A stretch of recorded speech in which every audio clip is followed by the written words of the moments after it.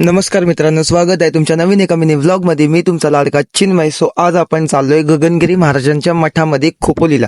पण त्याआधी आपण जाणार आहोत टाकेदेवीला. आम्ही सगळे बहीण भावंड आणि आमचे जिजू आम्ही सगळे मिळून चाललेलो आहोत टाकेदेवीला. गाईच पोचलेलो आहोत.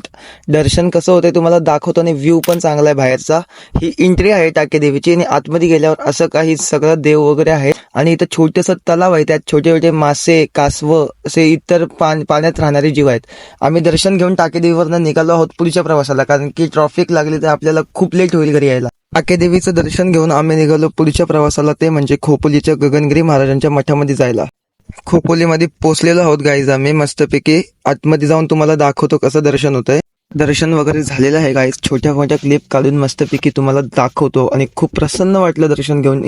इथं कॅमेरा अलाउड नाही तरी मी छोट्या मोठ्या व्हिडिओ काढल्यात. हे होम हवन. आम्ही नंतर गेलो वरती, तर वरती पण बाप्पांचं होतं सगळं पाया पडायला वगैरे. इथून खूप चांगला व्ह्यू येत होता आणि हे खाली येताना आम्हाला एक छोटंसं पाण्याचं झरं दिसलं. तिथं आम्ही थांबलो, इथं थोडी मस्ती वगैरे केली. नंतर काहीच हा 5 वाजता गेट बंद होतो. जे वरती असतात तेच फक्त खाली येऊ शकतात, खालून कोण वरती जाऊ शकत नाही. त्यानंतर गाईच्या गोठ्यात गेलो गाईंच्या.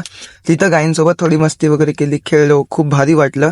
नंतर आम्ही बाहेर येऊन मस्त मक्के वगैरे घेतले, भजी वगैरे खाल्ली. इकडे या काकींचं दुकान चांगलं आणि भजी खूप भारी भेटते. आणि इथं आमचा मक्केवाला बघा.